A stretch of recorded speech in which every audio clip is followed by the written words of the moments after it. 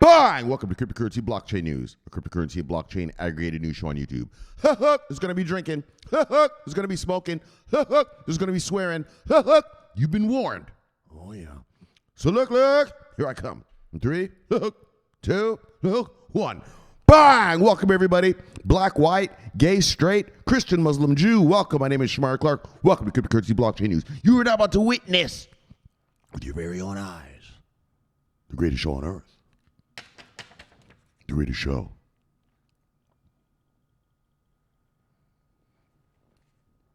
Look. Yes. In the multiverse. Bang! Greatest daggone show in the daggone multiverse. Bang! We have a great show for you today. Bang! Yes, everybody. It's good to be back with y'all. Look. We got that chicken today. Shomari, you brought the chicken? Of course, dog. And the sauce. We got that chicken. Look. If you're watching this show right now, let me just tell you. If you've got a cryptocurrency portfolio, let me just tell you something. You're about to get rich. What? Yes. I'll prove it to you. I'll prove it to you right now. So look, all good news today. I know it's been a little rough watching this show past year. It's probably good that I've only been doing this show once a month. Because I would have had you in manic depression mode if I'd been talking through that whole risk off all last year and this year, right? Oh, maybe I'll ramp it up now that we got better news. But we got great news. So let's just start with how we start, and then in the macro thing, we'll talk about some stuff. Yes, we're going to talk about the Ripple court case and blah, blah, blah. All right. But the stories for today are, bang, Vechain partners with Amazon for a green tech thing. Oh, yeah. It's true. Amazon, man. You think about all the trucks Amazon's got driving around. That's a lot of pollution that those trucks are throwing up there. So let's see what this is about. And then we get into politics. Well, not into politics like that, but bang, America. U.S. senators reintroduce a crypto bill. Oh, come on, America. Come on, you lazy motherfuckers. They're arguing over everything around this motherfucker. Like, daggone! Can you just pass a crypto bill or what? Wow, so we're going to talk about that. But you know who has passed a crypto bill? Bang! Bang! Yes. Our brothers in the EU. And look. The EU's first spot market ETF has been approved. Bang! Bang! Micah Rags. Gotta love them.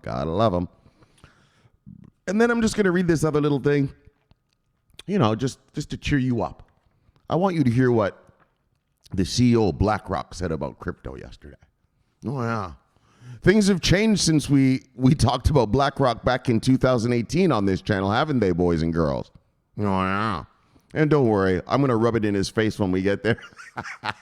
You know how I'll be. You know how Shomari be.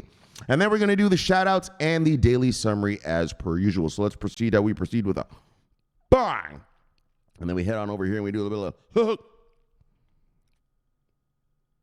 Where is it? Where's the bang? And then we do a little bit of refresh. All right, a little bit of refresh. The fresh data, the fresh numbers. You brothers in the chat know how I'm all about them numbers. Fresh ones. Fresh. Go to Forex Factory. I get the numbers the second it comes out fresh. Oh, yeah. All right. Price of Bitcoin, $30,321. Fucking Bitcoin, right? It keeps going. It keeps trying to get above and stay above. Well, it gets above. Just tries to stay above 31,000 and then just gets bitch slapped. Get down there. Get out of here. Dang on. Right? Bitcoin's all like, fuck. All right. Fucking bitch, right? I think like in the past 3 weeks, we've gone up above 31 3 times, right? It's kind of like almost once a week now. It'll go up there, it'll stay for a day or two, and then, Anyway, that's not a problem. We're waiting for the Mazdas, so don't want to give a fuck about the price yet. But we're starting to care. Anyways, price of Bitcoin, $30,319. $322. When I left you last time, we're at $28,242, so we have gone up. What is this? 2,100. Wait. $2,080. Oh, $2,080. All right. Bang. All right. So look, let's get to some macro talk. Let's get to some macro. So, guys, everything is good news. Good news. Good news. You see the American inflation. So, the Fed Reserve is raising interest rates, right? And so that's been a real, just sort of a bummer, right? Risk off. That's what made everybody go risk off, right? If you don't know what risk off is, just Google that. What is risk off? And you'll see. And because I'm not going to explain it tonight. But you brothers who've been here, you guys understand how it works. And so we've been risk off. And so, it's just been shit because obviously the Fed Reserve is raising interest rates to fight inflation, right? We're raising interest rates to cool down the market so that inflation cools down, right? And it is working spectacularly. Bang! You got to love those boys at the Fed Reserve. It is working spectacularly. We are down to, I think, 3% now as of, actually, fuck this. Let's go look at it. Let's go look where we're at. Let's fucking just get some fresh numbers. Well, it's not fresh. It's from the other day, but look, let's check it out. Let's see where we're CPI. And if you want to get numbers, always go to Forex Factory. That's where the smart money hangs. That's why I'm here. So here we are. Bang, here we are right here. You see my mouse? USD CPI month on month. Bang. Only 2%. And the projection was 3%. So that was a better than expected outcome, obviously. And then look. So we are down year to year. So the year to year is sort of what matters the most because it's like, well, how much did it inflate since last year, right? And so this now we are in 3% inflation. So we want to get it down to 2%, right? Inflation is not bad, right? I want you to get that. I mean, you brothers who are here with me, and sisters who are here with me, you guys know I've explained it to you. But if you're new to this channel or whatever, or you just don't know, right? Inflation is good. You want inflation, right? But you just don't want too much inflation, right? Like when we were at 8, 9, 10% inflation last year, that's too much. That's too fucking much, right? Now you're draining the consumers of their money. Consumers got to pay $15 for 12 eggs. Fuck all that, right? But 2% inflation, that's the magic number. Okay, for any modern G20, G7, modern nation, industrialized nation, 2% is our target. So whenever you hear the Fed chairman say 2%, that's what he's talking about. Or you hear Christine Lagarde, she's the chairman of the ECB, the European Central Bank, right? She says, look, we're going to keep raising rates till we get to 2% inflation, right? The Bank of England, BOE guy, can't remember his name, but right, 2%, that's the magic number that makes an economy really hum. Jobs are created, products are getting sold, like everyone's in a good mood, right? When you've got it like how we had it last year, 10%, well, people aren't in a good mood. Yeah, they're making money and they have a job, but yeah, you go to the grocery store and fuck, what the fuck is this, right? You're getting bludgeoned over the head, right? For what you used to buy, right? Now you're paying, 10, 20% more, right? And it sucks. And so 2% is the goal. And so as you can see right here, you can see our year to year is 3%. So we are almost finished with our fight against inflation. Like that's what you can call this, a war on inflation. America always likes to talk about war. War, war on inflation, war on poverty, war on drugs. That's how America does it. War on terrorism. So America has been waging a war on inflation, and we're kicking ass. Yes, we are kicking ass. We're down to 3% now, and you can see the number from last month. So here it is on the very right on this column here. We were at 4% inflation. We went down a whole percentage point. I mean, it was estimated to go down 9/10%. So, but we went down a full percentage point. And as you can see, the core CPI, which is what the Fed Reserve really looks at. What the difference between CPI and core CPI is that CPI numbers are everything. How much does everything cost? How much does everything go up? Core CPI takes out the price of gasoline and the price of food, right? Because they fluctuate so much year on year, time to time, blah, blah, blah. And core CPI is actually what our Fed Reserve looks at. And I think also the PCE rate, right? And so as you can see, bang, there we are. We're at 2% right now. But that's the month-on-month number. We need this number, the Y-on-Y, year-to-year number to get to 2%. Once it's at 2%, we win. We're done. No more raising interest rates. Oh, yeah. Stock market's going to get flying. Everything's going to get flying. We are going to be fully risk on again. So that is great news. That is great, great, great news. Now, obviously, those are American numbers. I think there were some Canadian numbers earlier in the week. Let's take a look.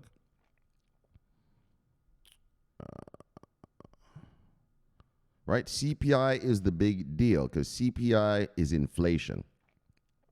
And that's what all the major economies, that's what we got hit with coming out of out of COVID, which we had to do QE to, stay alive during COVID, right? Or else, fuck.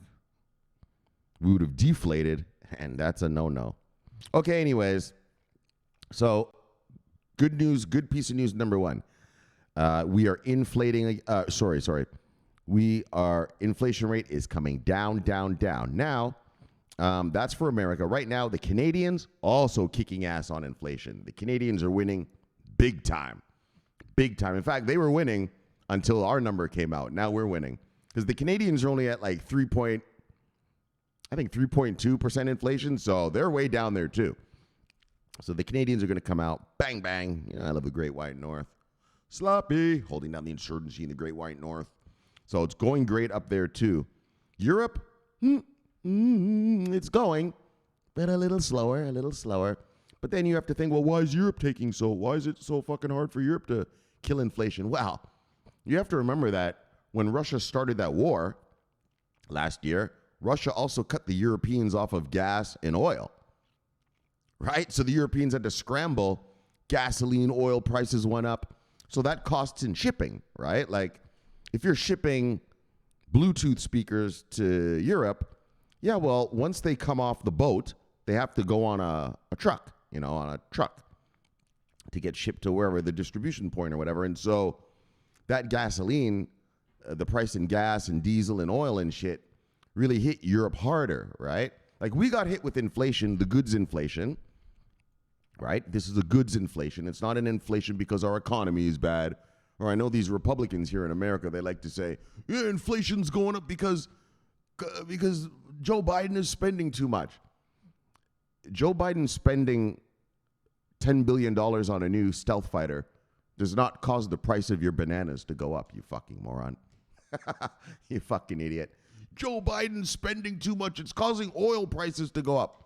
Oil prices go up because the Saudis and whatever decide to either pump more gas or less gas, idiot. It has nothing to do with, whether Biden, what's he doing now? He's going to forgive some student loans or something. So anyways, right? People are so stupid. It's so ridiculous. And so, but back to Europe now. But Europe, because they had those problems, because of the war over there in Ukraine. So that was a little kick in the nuts. But they're coming out of it too. I think they're at about, the Europeans are at 4-something%. So I mean, remember, they were all the way up at 9-10%, just like we were. So they're winning the war on inflation. They're willing to fight against inflation as well. The British, on the other hand, yay. Daggone, Brits. Daggone. That's just a bunch of yay. I mean, they're not only not going down, their inflation's going up. Man, I don't know what the fuck, man. Rishi Sunak, or Sunak, whatever his name is, he's the new guy after Liz Truss and Boris Johnson there. Fuck, man. I don't know what those Tories, they're a bunch of fucksticks, those guys. And so, and their housing market's fucked all up. So that's sad to hear about the Brits. But anyways, back to us, though. Back to our stuff. So inflation is going down, down, down. Now, what else is good news? Bang! We've already talked about it here, but we're going to talk about it again. China and the European Union have both come online. There is regulatory clarity for crypto assets in China and in Europe. And boy, oh boy, here they come. China is demanding. Well, let's put it this way. They like to say, we're encouraging our banks. We're encouraging our banks to take crypto accounts, right? Yeah, there's no encouragement when you're talking with the Chinese Communist Party. When Xi Jinping says something to you like, hey, wouldn't it be great if you had some new crypto accounts in your bank? Yeah, that means he's telling you, open some fucking crypto accounts, right? He's not asking you, right? He's fucking telling you. And so China, through Hong Kong, is just opening up to crypto big time. I'd like to hear some investment vehicles out of China with crypto, like I'm about to read to you with the EU's first ETF. We're going to read about that. And we're going to get a little geeky about it even. So I'm going to show you the difference between ETF and ETP in Europe. And so in China, we want to see, and we will see more investment vehicles, more indexes, more funds built out of crypto. So China came online June 1st, and so did Europe. The same day, Europe passed their MiCA regs officially, like the official full fucking, it's a done deal on June 1st. And so did China. Wow. They don't sign laws. It's just Xi Jinping says so, and it is so. So Xi Jinping said, look, we're doing crypto. And so he said that on June 1st as well. And so June 1st, I'm telling you, we're going to now celebrate that as the day crypto really came to the world. And I want you to understand why this is so good is because that's two of the top three markets in the world, right? The number one market in the world, obviously, is America. We're the richest country on earth. The second, obviously, is China. And in fact, some people might argue that China might have taken over America already. But because the numbers out of China are so fuzzy, they're so manipulated, we don't really know what the true nature is of their economy. But some say, hey, man, it might even be bigger than America's right now. But anyway, number 3 is the European Union. And so we got number 2 and 3 online. China and Europe. Bang! Major money. And so that's great news for us. And then finally on this macroeconomic thing, Ripple judgment. So Ripple Labs, blah, blah, blah, they're in court. And they had a what's called a summary judgment yesterday. It's a summary judgment. So the trial is not over. The trial has not even begun yet, right? This is a summary judgment during the motions phase of a trial. So, it's called pretrial motions, so the lawyer says, Your Honor, I want a motion to dismiss the case, or I want a motion to change venues, or I want a motion to this or that. And so this was called a summary judgment in that this was a motion to classify the difference between what this Judge Torres believes is the difference between an institutional investor who bought XRP and a retail investor who bought XRP. So what she ruled yesterday that when Ripple Labs sold XRP to the public, to regular investors, that wasn't a securities contract, right? Because she says they didn't expect to make profits. Of course, the SEC is going to fucking appeal that judgment because of course we expected profits. Remember, I used to have XRP as well, before I realized, the bullshit. And so, but she also ruled that when Ripple Labs sold XRP to institutions, well, they did violate the securities law. So it was a partial win for Ripple temporarily. I'm telling you, the SEC is going to appeal it, and that's going to get overruled because, of course, a retail investor bought Ripple XRPs to make money, which is the Howey test, right? Did you buy this because you thought you were going to make money? Yes. Okay, so the trial still goes on, right? I know crypto people in the crypto land, all these channels and all these websites were saying, oh, Ripple won the case. The case hasn't started yet, you fucking morons. The case has not started yet. Those are called pretrial motions. right? And that was a summary judgment. In other words, her ruling on a quick little question that they had, that the SEC and Ripple had. That's all that was. The trial still goes on. They're still getting tried. And so I'm going to read you a little bit. So they're still getting tried. The trial still goes on. This was not some victory for crypto or victory for... So several legal experts were quick to pour cold water on the excitement, arguing that the summary judgment, that's what it was. It wasn't a final verdict, right? Like a trial, a judge makes lots of summary judgments during a trial, right? Every time a lawyer says, Your Honor, I object. Well, the lawyer, she says, either abstained or whatever. However, I don't know what they say. What do they say? They say either, like yes or no, right? Abstained or overruled, right? They say overruled or abstained. Those are summary judgments within the trial. And so what's happened is, when a trial is over, it's not a summary judgment. When a trial is over, it's called a verdict, right? That's when a trial is finished, when there is a final verdict. You understand? So Ripple is going to court still. This was a tiny little summary judgment, which the crypto space blew up into. You know how crypto is. It's a lot of hype. Blew up into some amazing world-changing event. No, it's not world-changing. It's a little summary judgment, and the trial goes on.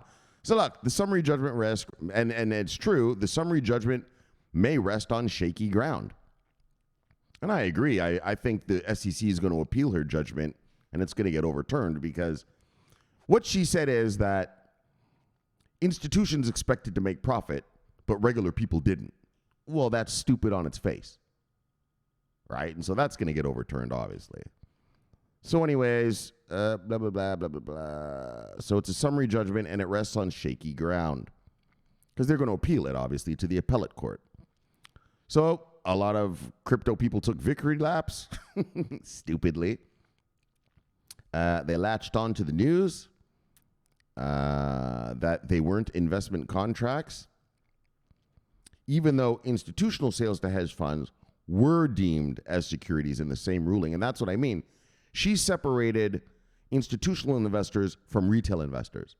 Well, how can you have different rules for the same asset? Right? And that's why the ruling is going to get overturned.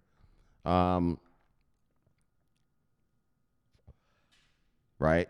So I'll tell you that right now, because that doesn't make any sense. So everyone had a victory lap. So the good and the bad and the complicated. And we're just going to skip through, because I just want to skip through, and then let's get to the real start of the show. Blah, blah, blah, blah, blah, blah. So, she said that sales of XRP on exchanges and other distributions to regular people, co-founders, and to the employees of the company are not securities. On the other hand, the fact that the institutional sales of XRP were deemed investment contracts supports what Gensler's view is that they are all securities. Blah, blah, blah, blah. Anyway, so the trial still goes on. Blah, blah, blah. Where are we? Right? So she said that the court ruled that institutional sales of XRP do, right? There it is. Bang! Bang! Do constitute contracts, but other distributions did not. Essentially assigning two regulatory states to one token, which is flawed, obviously, and that'll be overruled. So although Thursday's ruling was in response to motions for summary judgment, right? It's just a motion, right? It's just a motion. The trial hasn't even started yet, right? This is not a verdict. This is a summary judgment on a motion. Right? Motion to dismiss, motion to change venues, motion to this or that, right? Motion to squash this evidence or that evidence. Those are called motions. They're called pre-trial motions. Before the trial starts, the lawyers all try to get, set it up so that the trial is in their favor.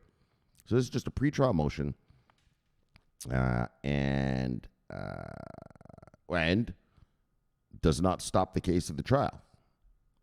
And it will, bang, this case will proceed to trial. So I just wanted to talk to you guys about that. I know there's a lot of confusion out there in the crypto land because crypto people tend to over-exaggerate things and overhype things. And, you know, here on this channel, we make sure that you get the reality of the situation. So the trial still goes on. It was a summary motion. Like I said, it's probably going to be overturned. And I want to say something to you guys, though, whether you like Ripple or not, or you own it or you don't. I want to ask you something. Why do you care if Ripple, XRP, or any of these tokens are regulated as a security? Why? Yeah, because the crypto nerds told you that it's a bad thing. What's bad about it? If you're an honest company, why do you care? Because, you know, you're going to be regulated one way or the other. You're not going to be able to sell this crypto here in America unregulated forever. So if you're not regulated as a security, well, you are going to be regulated as a commodity, which just means, okay, instead of the SEC governing your behavior, the CFTC will govern your behavior. The CFTC is the Commodities Futures Trading Commission, which actually Gary Gensler used to run that shit. He used to be the chairman of it already. So, you know, this concept of it's not a security, it's a this or that. Why do you care? As a crypto investor, why do you care? Yeah, you don't know why you care. Well, I don't know. Of course, you don't fucking know. You have no fucking idea. Well, because the crypto people are angry about it. That's why. You're like a sheep. The crypto guys are telling you, this is horrible. So you go, this is horrible. Well, why? Why is it horrible? Why? Right? There's no reason. If you're an honest company, if you're Vechain, a company like Vechain that gives your books every quarter, you don't care if you're a security or not. Commodity security, what does it matter? You're still going to have to go by the consumer protection standards of America. Right? Everyone's freaking out about America, SEC taking these companies to court. Well, what about Europe? Europe's taken a lot of crypto companies to court. Why isn't anyone complaining about that? Under the European MiCA regs, guess what cryptocurrency is classified as? A security, which it is. So I want you guys to relieve yourselves of the anger and the angst over crypto being labeled a security or not in America. Okay, that's only America. It's labeled as different things in different countries. Right? I think in Vechain, crypto is regulated as property, right? Like a house, which is cool because you pay fuck all in property taxes, right? Yeah, it's regulated as property, not even as a security or a commodity. And so, you know, as you and I as investors, we're in for this for the money. I don't know about you, but I'm in it for the money. And it doesn't matter to me what you regulate it as long as you do regulate it and the institutional investors can arrive. Bang! So that we can get big money into this space. We need the big money now. We need to get over this fucking tiny little $1 trillion market cap, and we need to start seeing 3 million, 5 million, 7 million. Like, those are the numbers I'm looking at, and which I think are realistic. And will come. Don't worry. We're going to get there. And so it doesn't really matter whether something is ruled as security or not. It's still going to be regulated. It's just which regulator is it going to be under? The SEC or the CFTC, right? No one's complaining about crypto being a security in Europe. Yeah, because it's not a big fucking deal. All right. So that's the Ripple thing. The trial continues. Ripple won a tiny little summary judgment in pretrial motions. And like I said, I think it's going to be overturned on appeal, because to say that a retail investor didn't expect to make profits is ludicrous. Of course they did. Why would they buy it? Just for the fun of it. And so, all right, so that's our macro news. Let's continue and let's get on to the other stuff. All right, top 10 of the day, brothers and sisters. You know who they are. The usual suspects and band of miscreants. Look, top 10. Bitcoin, Ethereum, Tether, BNB, XRP, USD Coin, Cardano, Solana, Dogecoin, and Polygon holding on the number 10. That's a good market moves of the day. Single digits down. So yesterday was a big up day. Today is obviously a little retrace as weekends take some profits from yesterday's rise. So single digits down, single digits down, single digits down, single digits down. Single digits down, single digits down, single digits down, two single digits down. All right, now let's see who lost money today. If you see anything on here you like, go get it. Look, because it's on sale. Everything's on sale, actually, compared to yesterday. Look, let's check it out. Top 10 losers. Bang. Let me get a sip. Top 10 losers. Stellar, Phantom, Bitcoin SV, Bitcoin Cash, XRP, Render Token, Cardano Maker, CoinFlux, and Pepe holding on the number 10. I keep getting these Pepe things on my fucking Twitter thing. Get the fuck out of here. I don't invest in that kind of shit. All right, let's see who made money today. Probably nobody. Probably just a bunch of stablecoin shit. Let's see. Okay, there's a couple of things. Okay. Top 10 gainers. Synthetics, Optimism, Shiba Inu, Injective, Unisedlio, BHDAO, Lido DAO, DYDX, and USD Coin holding on the number 10. Let's see what total market cap is. All right. Same old, still a one-piece chicken. $1.2 trillion. And when I left you last time, we were at $1.16 trillion. So we have gone up $0.04 trillion. All right, let's see what the 24-hour volume is.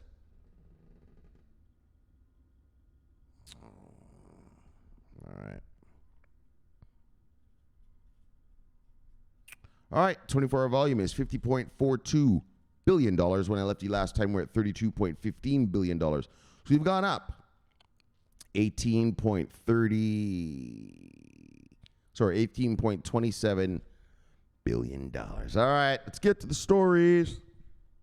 Yeah, let's get to the stories. Vechain. Hold on, let me look at something real quick. All right, just making sure the camera's working and shit. All right, let's get to the stories. Bang! Whoops, not that Ripple shit. All right, Ripple's partial win. Right, they didn't win anything. Trial ain't over. Trial hasn't even started yet. Fucking morons. Yeah, Ripple a victory for crypto. What victory, Dick? That wasn't a verdict. That was a fucking summary judgment. Anyways, look, Vechain hodlers. Bye. Bye. Yes. So Vechain partners with Amazon to build a green and sustainable future for tech companies. So, as you all know, the world is going green. Not here in America. You Americans wouldn't know. But trust me, in Europe, Asia, the rest of the world, they all know. We're going green, and especially Europe. You know, after the Russians cut the gas and the oil off when they invaded Ukraine, well, the fucking Europeans understand now. You can't trust another government for your energy needs. One thing you can trust that if you put solar panels out, the sun will shine and you'll get energy. You can trust if you put a wind farm up, there's going to be wind. Excuse me. And you'll have power, right? So that's pretty funny. The world learned a big lesson. If you weren't greening up because it's the right thing to do, you're greening up now just in case the Russians fuck with you and don't give you any gas or oil. Or who knows, the Saudis might do that to you. All right, you can't be held hostage by an energy-producing country anymore. Got to get your own energy, man. Throw up some wind farms, throw up some fucking solar panels. All right, so Amazon is intensifying its efforts into the sustainability niche. It is partnering with several firms it hopes to empower, including Vechain's Shanghai Tenlian. So Amazon has listed, Shanghai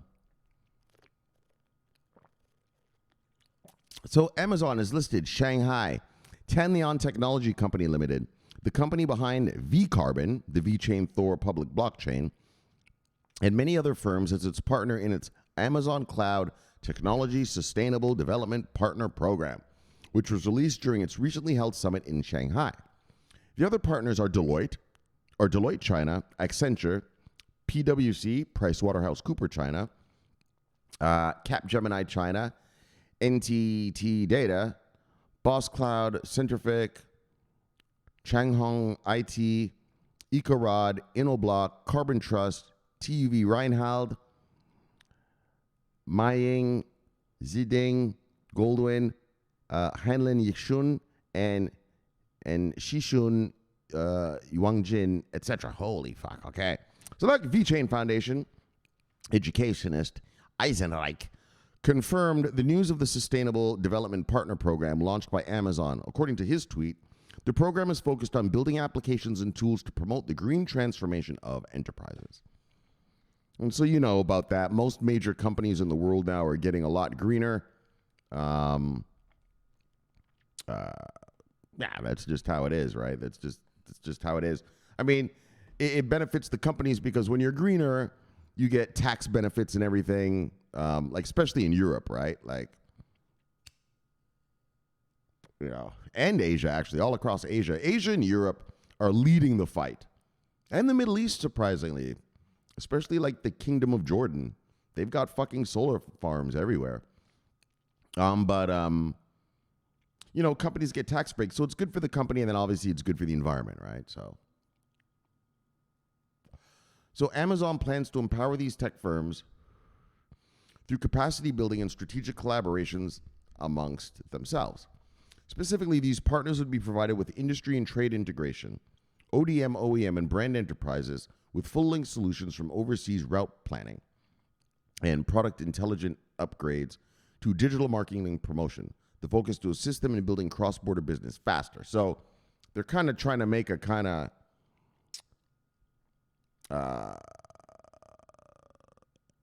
you know, they're integrating them all into sort of doing the same thing. Excuse me. Excuse me. And, you know, so they can just get things working faster. You know, it's kind of like, you know, all computers have USB. Yeah, because it's the standard. So they're trying to build sort of a standard. All right. Within the people, within those companies, obviously, and it's to help Amazon. Let's get real about it, right? Also, Amazon is providing these partners with exclusive access to technical and industry expert teams. They would also get to leverage Amazon's resources in terms of e-commerce, advertising, and logistics. So basically, let me say it another way about what's going on here. So Amazon has a bunch of companies around it, and it's trying to build a one system for all of those guys to use to get greener. Let's put it that way. That's kind of so, you know, Amazon is the hub, and Amazon is saying, look, we're going to help you guys, right? We're going to help you with the technicals. We're going to get you expert teams, all of it, to get yourselves up to this level that Amazon decides they want those guys to get to, right? All right, just to get our heads around what the fuck's happening here, right? So a manufacturing center which encourages overseas manufacturing and gathers resources to promote overseas expansion will also be launched. Okay. So the first one is to be situated in Suzhou. And the first partners of this overseas plan are Tuya, Haofang Group, Shanghai Pudong Development Bank, Trangda, Questal, Wisdom Technology, Shulex, Haibang, Yitang, Jilyu Technology, and Bosheng Global. Ultimately, Amazon plans to work together with these partners to achieve green transformation and sustainable development through energy and carbon management consulting, carbon measurement and ESG reporting, industrial energy savings optimization, and clean energy replacement. This goal is the core to the Vechain ecosystem, especially as it concerns V-Carbon. The technology has been leveraged over time to help tech companies and others efficiently manage their carbon footprint. Right? So you guys know about Vechain has this carbon thing.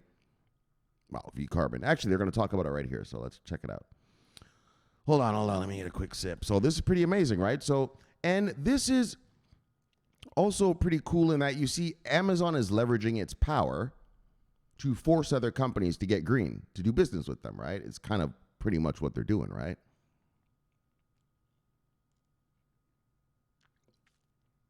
But they're helping them do it, right? They're not just forcing them. I mean, they're giving them the experts, they're giving them the teams to do it. So this is an example of where a corporation can actually do some good for the planet, right? Rarely, but in this instance, Bravo, Amazon. Bravo, Amazon, right? I mean, fuck, you should. Look at all those Amazon trucks that drive around the world. Think of all the carbon they're sending into the world, right? Anyway, all right, so good for Amazon. Okay, and so at the same time, many governments have become keen on carbon management and sustainability.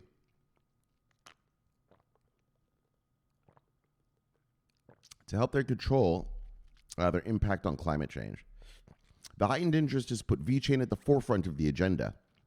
The V Carbon Protocol is designed in such a way that it reduces industry carbon footprint through 24 industry greenhouse emissions accounting standards and reporting guidelines. See, like, so they're building standards, right? Like, you got to be up to these standards, right? That's what Amazon is doing.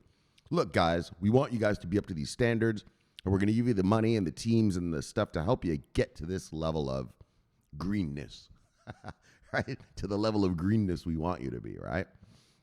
All right, which is good, you know, pollution sucks. So markedly, the protocol has several Markedly, the protocol has several uses, including formulating a carbon emission plan, original data entry, and carbon emission monitoring.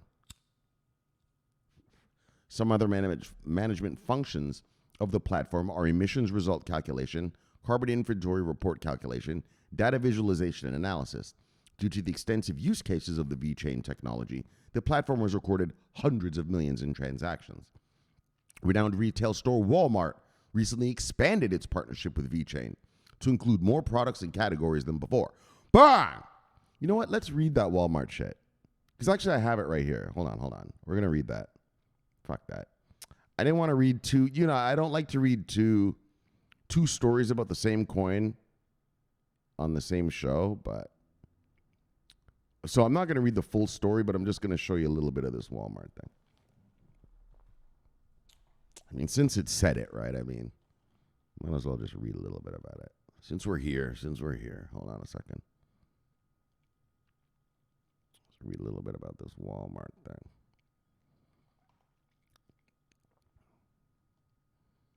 All right, so Vechain and Walmart expand partnership. So this is what the end of the last story talked about there. This is from a couple weeks ago. Vechain and Walmart expand partnership, revolutionizing retail with blockchain and unmatched transparency. So, yeah. So as you can see, Vechain, major onboarding, Walmart. The last thing I read to you, you know, Amazon, big business, big hot, if you're new to this channel, you don't know, I encourage all my subscribers to invest in cryptocurrency distributed ledger technology services providers that have at least Fortune 500 government contracts, Fortune 500 contracts or government contracts, or both. Or both is even more exceptional, like IOTA, right? That's what you want to see, because when the big money comes here, when the hedge fund guys and the big banksters and that, well, when they're analysts, there's people called analysts that all they do is they just look at who's making the most money in any industry. So this is a crypto industry. This is it's not crypto industry. It's a distributed ledger technology services provider industry. Yeah, so those guys, their analysts are going to look, well, who's making the money? Who's making headway? And so when an analyst from, say, Soros Fund looks at Vechain and sees that, Vechain's with Walmart, Vechain's with Amazon, plus all the other ones that we've read before on this channel, yeah, well, that's a no-brainer. That's a company that's poised for success. They'll allocate their client funds into that, right? When they look at something like Chainlink, holy fuck, Chainlink provides the price feeds for 90% of DeFi.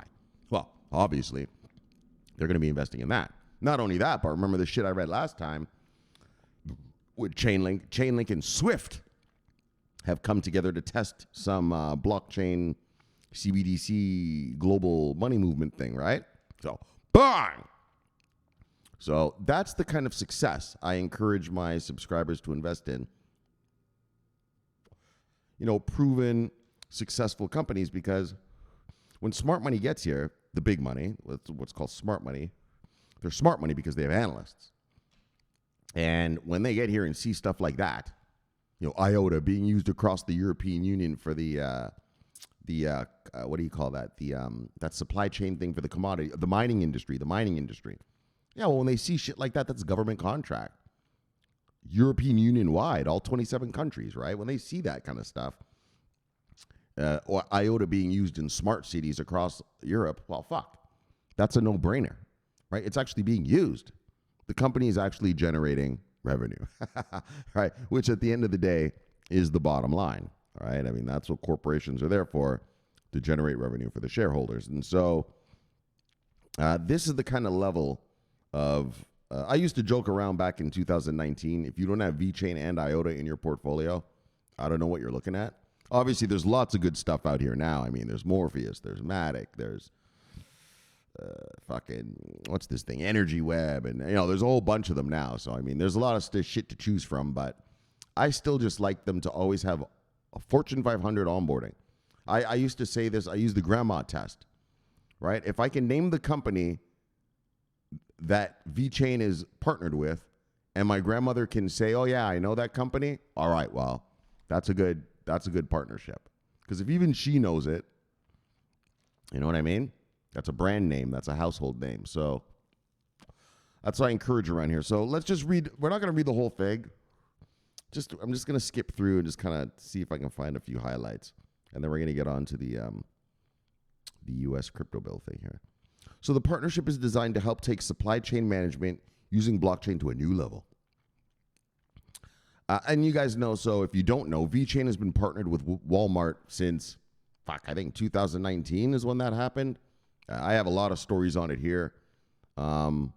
If you go to my videos, like if you're a Vechain person, if you go to my videos and search the videos and just type in Vechain, you'll see all the videos I have of Vechain, and it's quite extensive.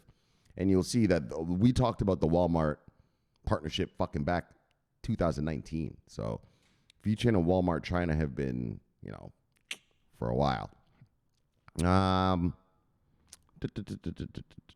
So supply chain inclined blockchain platform Vechain is taking its relationship with American retail corporation Walmart to another level. According to a Vechain enthusiast on Twitter, identified as Sebastian ROK, the blockchain platform has expanded its partnership with Walmart China to cover more products and categories as part of its goal to revolutionize supply chain management and build customers' trust in the blockchain. So how, Vechain, what Vechain does with Walmart is you can scan the products you want to buy from Walmart and it'll tell you if it's authentic or not. It's kind of what it does. So that's this traceability thing, right? So if you're buying, especially ladies, a lot of ladies wear is counterfeit, right? So if you buy a $800 Louis Vuitton purse, well, you want to fucking know it's Louis Vuitton, right? And that's what Vechain does. You'll be able to scan like a barcode on it, and it'll show you whether you have a legitimate product or not. All right. Blah, blah, blah. So far, several hundred Walmart customers have utilized the platform, which has benefited both parties. Blah, blah, blah, blah. So anyways, I just wanted to show you that they're expanding their thing with Walmart. That's all. So let's just end it there. So let's get back to bang. And so that's the Walmart thing in terms of traceability and, supply chain. And this is for environmental green stuff like that, right? To be green and save the planet and stuff. So Vechain hodlers, bang. All right, let's move on. Bang! U.S. senators reintroduce crypto bill aimed at comprehensive regulation. Bang! That's what we need here, right? America, you know how America be. You know how America do. You know how America get down. These motherfuckers in Congress argue about everything. Everything. I mean, it's to the point now where it's not even arguing over valid points. It's just if the one party wants something, we say no. Right? If the other party wants something, we say no. It's just ridiculous. It's becoming, kind of unsustainable. Like, how can you continue to govern like this? Right now, we want to appoint a new Joint Chiefs of Staff for our military, and we need to appoint a new commander to the Marines, to the American Marines. Yeah, and this fucking Republican guy, Tuberville, I think his name's Tuberville, whatever you pronounce it. Yeah, he's blocking the whole thing, right? Because of some, I don't know, I guess because they're letting transgenders into the military or something. Like, what the fuck? And so that's the type of shit America goes through. And so that's what's taking so long for us to fucking get a crypto bill. I mean, America is the land of milk and cookies and money.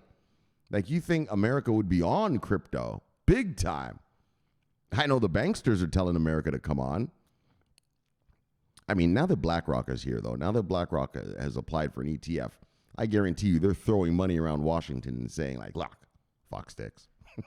Let's get real. All right, let's just read this. So the Responsible Financial Innovation Act will establish guardrails to prevent another FTX-style event from occurring in the wake of the 2022 market crash and bankruptcies. All right, so this is going to, consumer protections, blah, blah, blah, blah, blah, blah, blah. What we need here in America, right? So United States Senator Cynthia Lummis and Kirsten Gillibrand will reintroduce legislation aimed at establishing a comprehensive regulatory framework for digital assets. The U.S. lawmakers said they would reintroduce the Responsible Financial Innovation Act to the Senate on July 12th, after roughly a year of being tabled in the previous session of Congress. They already introduced this, but obviously it didn't go anywhere, so you got to reintroduce during the next Congress, right? So the bipartisan piece of legislation, Lummis is a member of the Republican Party and Gillibrand is a Democrat, was aimed at clarifying the roles of the Securities and Exchange Commission and the CFTC, the Commodities Futures Trading Commission, in regulating digital assets, as well as providing consumer protection. So that's what I mean. Like, digital assets are going to be regulated one way or the other. So like this Ripple thing, right? Yeah, Ripple's not a security, crypto's not a security. Okay, well, if it's not a security, it's a commodity. All right, and if it's a commodity, guess what, fuckstick? You're just going to be governed by the Commodity Futures Trading Commission. Bang! Like, it's one or the other. It's not like you guys are going to get to just run wild, like the Wild West you're living in now. You're going to fucking be governed by somebody. So it really doesn't matter whether it's the SEC or the CFTC.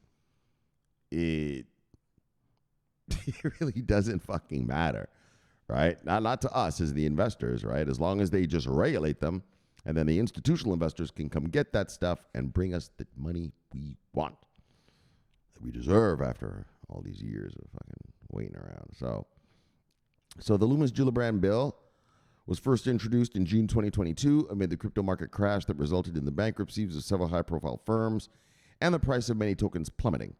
According to the fact sheet provided by Lummis, the updated legislation will include updates to the U.S. tax code, allowing industry to fund its own oversight, as well as guardrails to prevent another FTX-style event from occurring.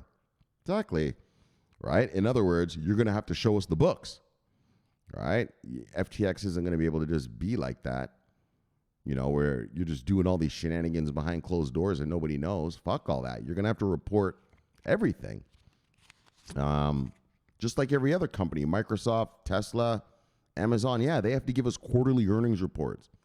And just quarterly, not just the earnings, but quarterly reports about what your company is doing, right? Like, and how they're doing it. Well, fuck, these guys are going to have to do the same, right? Our banks, right? Bank of America has to say, well, where they're making their money, how they're making it, right? They just don't get to just do whatever. And if they get caught doing shenanigans, well, they get taken to court and they pay a fine. But, but you know what I mean? You got to show us. All right, so Lummis and Gillibrand's bill was drafted at the collapse of Terraform Labs, the South Korean-based firm that sought its algorithmic stablecoin depeg from the U.S. dollar. As a result, the legislation will also require payment of stablecoins to be issued only by depository institutions, only by banks. I told you. Didn't I tell you that?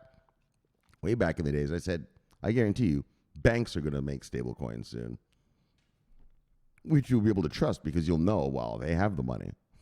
If JP Morgan comes out with a stablecoin, you don't have to worry if they have the money or not. They fucking have it. And then some, you know what I mean? Some lawmakers, what are we talking? Hold on. Some lawmakers and industry leaders have criticized U.S. regulators for a lack of clarity. Of course, that's what we've been talking about for 4 fucking years on this channel. 5 years. Regulatory clarity. Without regulatory clarity, we cannot get the tsunami of money from the American institutional investors that we want, we need, and we desire. Can't happen. Shomari, man, why aren't the big investors here yet? What's taking so long? They're not allowed. If I'm a hedge fund, I'm not allowed to allocate my client's funds into an unregulated asset. Not allowed to do that. Or else fucking my buddy, I can have a buddy just create an asset and just put, like, you're just not allowed to do that. You're just not allowed to do that. Right? It's got to be regulated. Right? And that's the problem with crypto in America. It's not regulated. As opposed to Europe, which I'm about to read you. Oh, no. You can go get that chicken in Europe, though. We'll read about that in a second. So anyway, let's just get through the American part. Let's get over to Europe. So many in the space have praised the Loomis-Gillibrand bill for taking bipartisan action at a time when some elected officials have politicized aspects. Exactly, they're politicizing it. That's America. Here in America, everything is looked through a political lens now. Right? They don't look at it.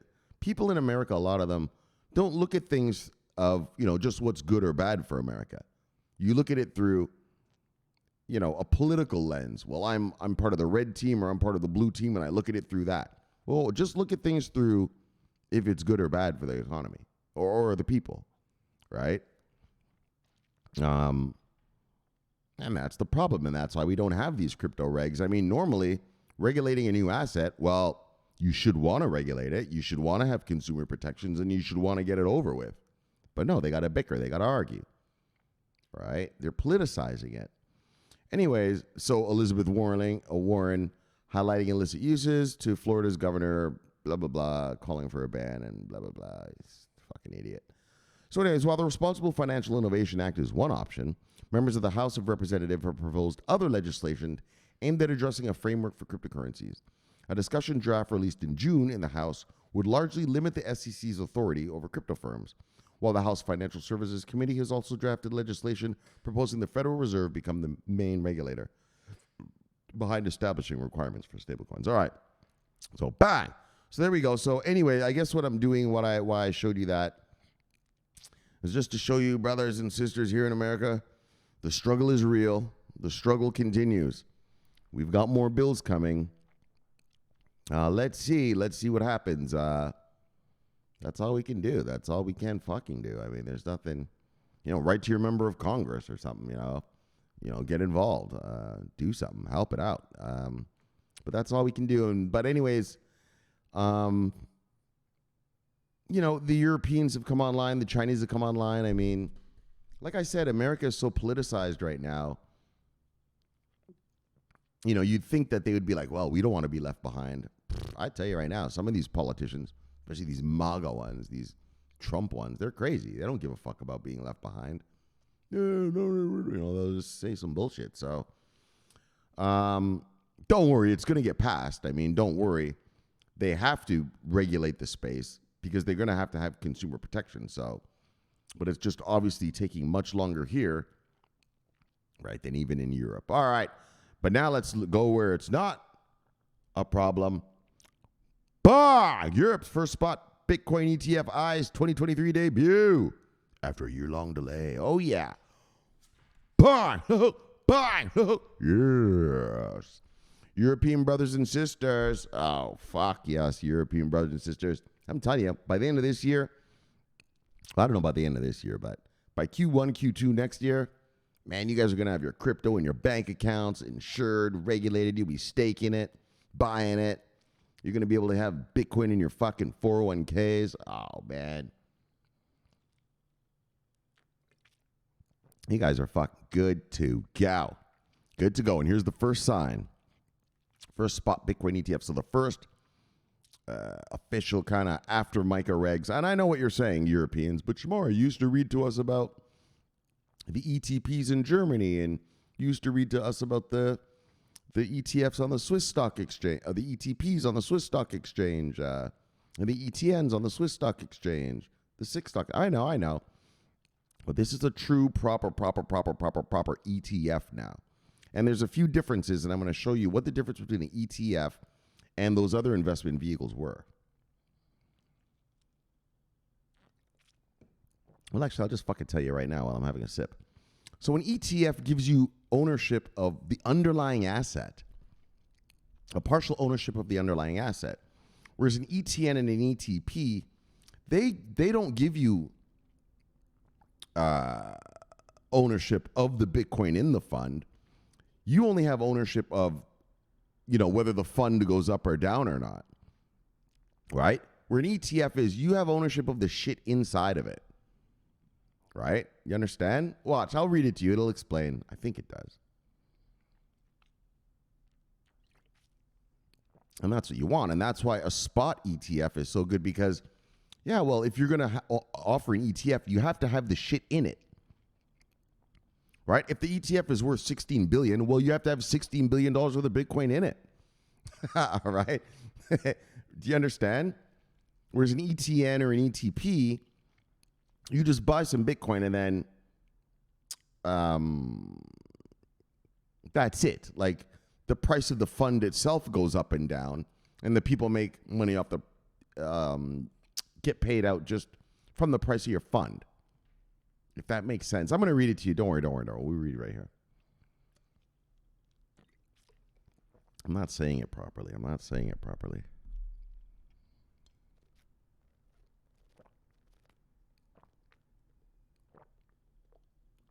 All right. Jacob Asset Management just got approved by the Guernsey Financial Regulator in October 2021 and set to debut on Euronext Amsterdam Exchange in July 2022. Bang!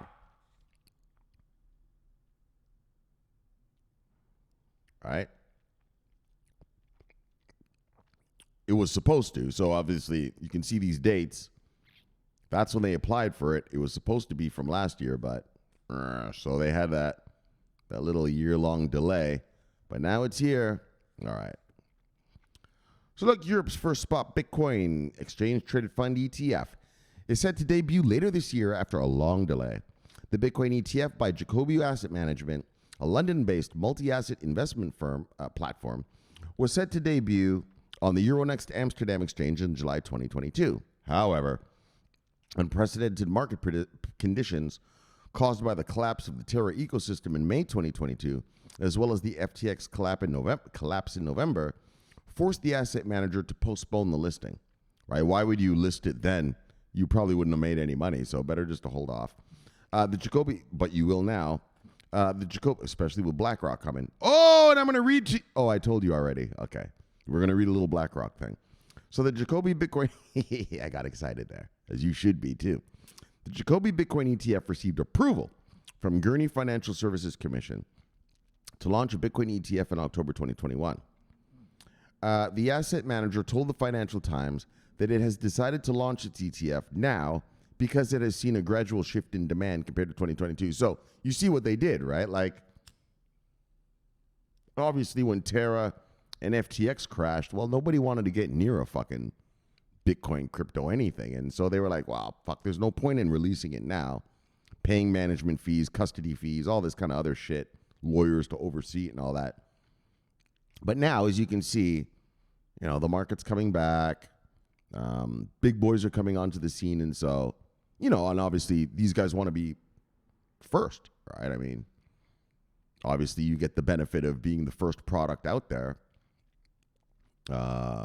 before your competitors, right? To get name recognition and whatnot. And so, so they said they decided to launch it now because they've seen a gradual shift in demand. Whoops. Wait, where the fuck were we? Okay, there we go. Because of the seed of gradual demand compared to 2022, the asset manager told Cointelegraph that it is still assessing the launch and will share a date soon.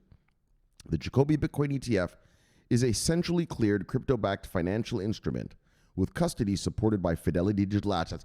Bang! Bang! Bang! Look! Bang! Bang! Bang! A major shift from the usually exchange-traded notes. Exactly. They're going to be custodied by Fidelity itself. Come on, dog. Look, if you don't know what Fidelity is, hold on. We'll talk about Fidelity when I talk to you about Blackrock. I'm gonna show you how, like, I told you at the beginning of the show, like, you're going to be rich, right? Like, I told you that. I mean, I've been telling you that for 5 years, but everything I've told you, it's happening. And I'm going to show you. The Mastas have arrived, okay? And so we'll talk about, so let me just remind myself. Let's write that down. All right, let me just put in the fidelity part here. I'm going to explain to you what the fuck it means. Fidelity and Blackrock being around these parts. All right, a major shift from the usual exchange-traded notes. In Europe, all crypto-backed traditional financial instruments were structured as ETNs rather than funds. Okay, and I think it explains right here. Yeah, here it is. So here's the difference between an ETN and an ETF.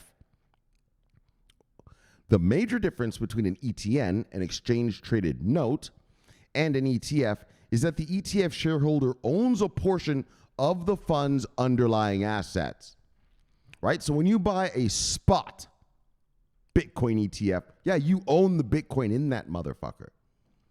Some of it, right? Unless you're the only customer, then you own it all, but, right? You own the underlying asset. Whereas other things, you don't actually own the asset underneath. Okay, so you own, right? Here it is. Let me say that again. The major difference between an ETN and ETF is that the ETF shareholder owns a portion of the fund's underlying assets. Bang! Bang! Bang! While ETN investors own debt securities. So they just own kind of like, I don't know how to explain it. Kind of like a bond of the fund or something, if that makes sense to you, okay? ETFs, unlike ETNs, cannot be leveraged or use derivatives, which could otherwise lead to market manipulation risk. Yeah, all right.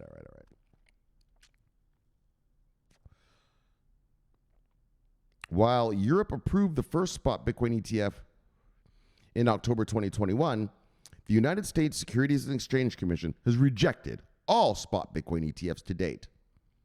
However, in 2023 alone, nearly half a dozen institutional giants, including the likes of Blackrock and Fidelity, have filed fresh spot Bitcoin ETF applications in hopes of becoming the first U.S.-approved spot Bitcoin ETF. The SEC has already approved a couple of futures Bitcoin ETFs, right? So that's the difference. That's what makes ETFs so powerful, because these guys have to keep buying the crypto to put in it. And so it takes them off the market, thus creating scarcity, thus driving up the price. Markets are simple, supply and demand. When a lot of people want something, but there's less of it, well, the price goes up, right? That's why diamonds, a little diamond like this costs $1,000, whereas a piece of wood this size is 10 cents or something. You understand? Because there's so much wood in the world. All right, well, wood's cheap. Not so many diamonds, so diamonds are expensive, right? Supply and demand. That's all a market is supply and demand. And so I just wanted to bring up this part. So Jacoby registered the product in Guernsey, whose non-European Union status allowed regulators flexibility in improving the fund. Guernsey's law forbids traders to use Jacoby's leveraged or derivative trading. So this is actually registered in Guernsey, not the European Union. Guernsey is not in the European Union. But because they did it over there, as long as they don't try to use it in leverage trading or derivatives trading, it's okay to be used European Union wide. And that's why they're putting it on the, which stock exchange? Euronext, I think. Hold on, let me look. Yeah, here it is. So, and that's why it gets to go on the Euronext Amsterdam exchange, because they're not going to be doing, it's not derivatives, it's obviously spot market. And, so it's not a futures contract ETF, it's a spot market ETF.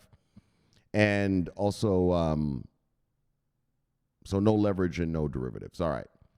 So I just wanted to clear that up, just so you know, or whatever. So, and as you can see, right, like America, we've already approved futures contract ETFs, right? Yeah, but we haven't approved spot ETFs yet, right? And that's what you want, spot ETFs. You want to, like, if I was an investor, I would invest in a spot ETF. Yeah, because I own the Bitcoin, right? I can get paid out in Bitcoin or I can get paid out in cash when I close my account, right? Whereas, I think like a futures one, because they're not physically settled, they're cash settled. So you only get the cash. And like it said before, you're actually holding an instrument of the fund, right? Anyways, you guys get it, right? That's the difference between spot ETF. And that's why, like, if you ever do invest in ETFs, well, make sure it's spot market. Here's a little pro tip for y'all. All right, so that's good enough. So, European Union, bang, look. Bang! Bang! Bang! Yes. Europe. Bang! In the house. All right, and then I just wanted to read this to you just for fun. Yeah. So this is the Blackrock CEO. Let me make sure this thing is still taping it down here. All right, camera's still working. All right. The USB cable, it's very sensitive, so when I touch things, it'll jiggle out and then the camera won't work. All right, you still hear my voice, but all right. So anyways, crypto will transcend international currencies, according to the Blackrock CEO. So you guys who've been on this channel for a long time, back in the days, 2018, 19, that's when I consider back in the days. If you came here in 2020 or now, or you're kind of a new breed of crypto blockchain news watcher. You didn't have to get beat down hearing about custody every day like the old school boys. You didn't have to hear about Noah so much. But look, so back in the days, we read Larry Fink, he said that not a person, he was like, fuck crypto. He said, literally, I read the story here. He said, not one person has asked me about cryptocurrency. We're not into it. Like, those are his exact words. We're not doing it, basically is what he said. But his exact words were, not one person has asked me about cryptocurrency. Well, how things have changed, haven't they? How things have changed. Now he's saying it's going to transcend international currencies.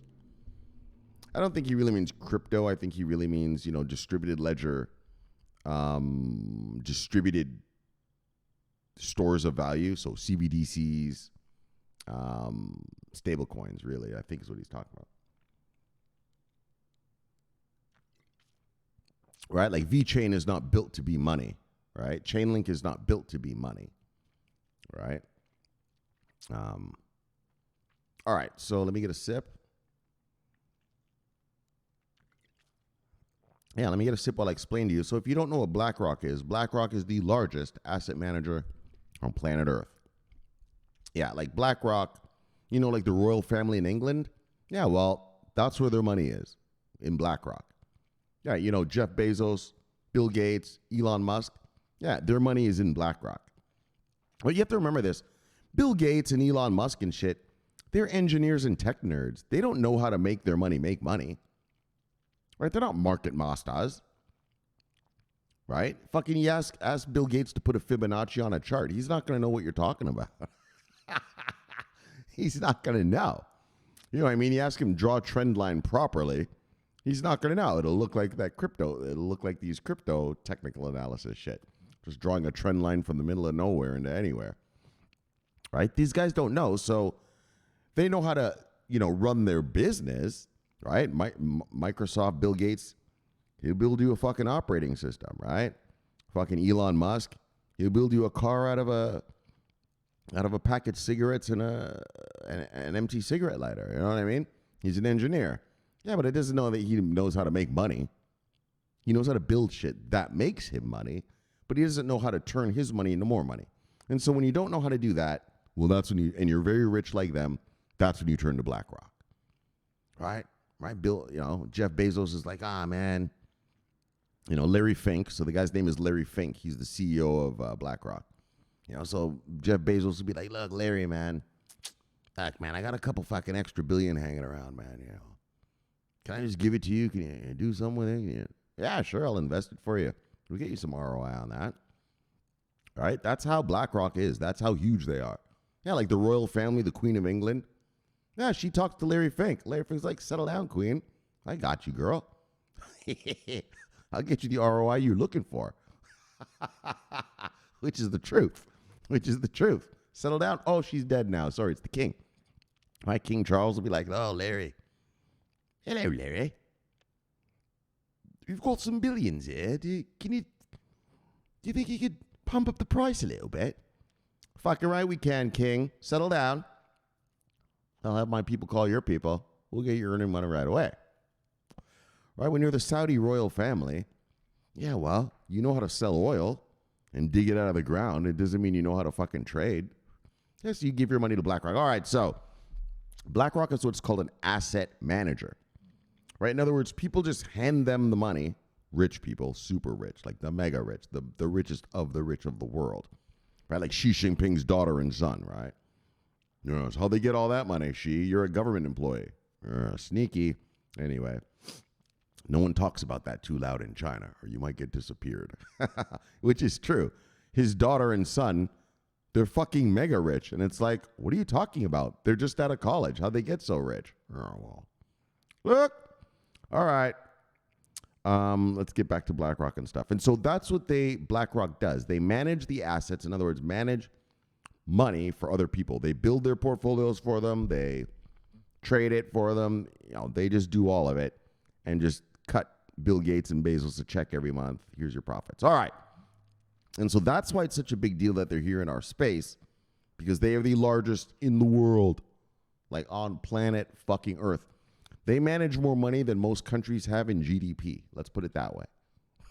Okay? Trillions. All right, let's move on. BlackRock CEO Larry Fink has delivered fresh remarks supporting cryptocurrency's role. And this is why it's so important. When the CEO of BlackRock says the shit I'm about to read to you, well, motherfucker, that's a sign to everybody, every lesser asset manager, every lesser institutional master. Fuck, if BlackRock is in, we got to get in now. If BlackRock's coming, do you understand it? So it's a major boost to what we need, which is institutional investment. All right. BlackRock CEO Larry Fink has delivered fresh remarks supporting cryptocurrency's role in democratizing investing worldwide, pointing to growing interest among the company's clients in digital assets. Yeah, exactly. The King of England is like, yeah, Larry, what's with this Bitcoin thing? Do tell me about it. Right? That's what he's hearing. Right? He's hearing from Xi Jinping, you know. He's hearing from the Saudi princes, you know. What's up with this crypto? What's up with that? So he says more and more of our global investors are asking us about crypto. Bang! Fink said during an interview with CNBC's Squawk on the Street on July 14th. BlackRock is the world's largest asset manager with over $8 trillion. Look. Spanning all types of investment products. BlackRock. Bang! Bang! $8 trillion. Right? That's more than most fucking countries have in GDP. You know, America's GDP, we're $21 trillion a year.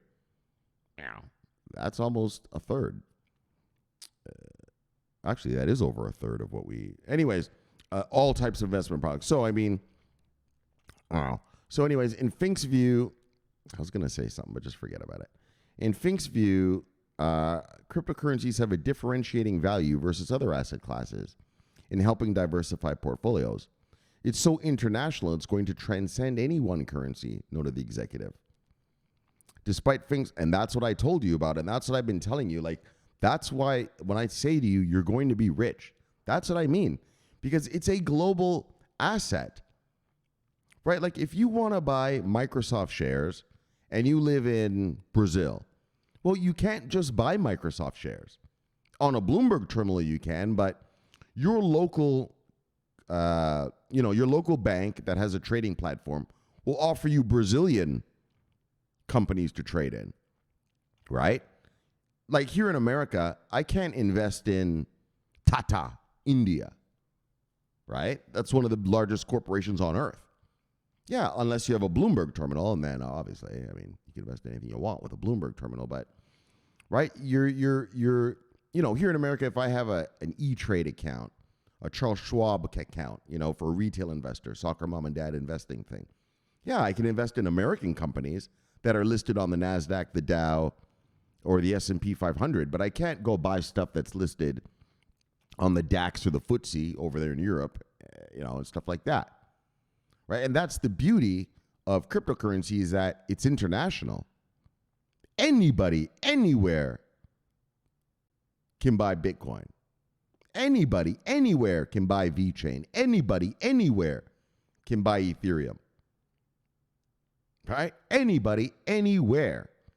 And that's what Fink is talking about, is that, this is international. Like for me, you guys know, and if you don't know, if you're new to this channel or you haven't watched this channel before, I'm a currency trader, a Forex trader, right? That's what I do for a living, right? I don't have a 9-to-5 job, right? My money makes me money by trading money, actually. Never looked at it, right? I trade money for a living. Yeah, and the beauty of Forex is I can do it anywhere. The Euro USD trading pair, any platform in the world, Forex, I can trade that on. Any platform in the world, I can trade the British pound against the yen, right? It's global. We have, in the Forex world, we do $7 trillion of, hold on, let me show you something. Right, here it is. Here's the crypto today. 24-hour volume, 55 point something billion. Yeah, in the Forex market, we have $7 trillion a day. A day. You understand? And that's the level that crypto can get to. 7 trillion a day, Shomari? Yes. Because everybody in the world can trade it, buy it, sell it, hodl it. Yes, brothers. That's why when I say you're going to be fucking rich, this is not like the stock market. This is not like buying Tesla or Microsoft. It's huger. It's bigger. And these companies are viable. They generate revenue. And so everybody around the world will get in. The Bitcoin that's bought in China is the same that's bought in Brazil, the same that's bought in Toronto, the same that's bought in Berlin. Fucking Moscow. Okay? Global. And that's why I tell you, you're going to be fucking rich, because those are the kind of levels of daily volumes we're going to have in the trillions of dollars. I've told you guys on this channel, how many times have you heard me say, oh man, I don't even get happy unless I see at least 100 billion in volume. It's the truth. I mean, less than 100 billion. I mean, are you joking? That's less than the fucking NASDAQ. I mean, fucking break. And this is a global asset, right? And so that's what he's saying. And that's why when I tell you you're going to be rich, I'm not just saying it just to say it, right? To get more viewers or more subscribers or kind of shit like that, or just to shill you, or just to blow sunshine up your ass. Trust me, if you're new to this channel, I don't blow sunshine.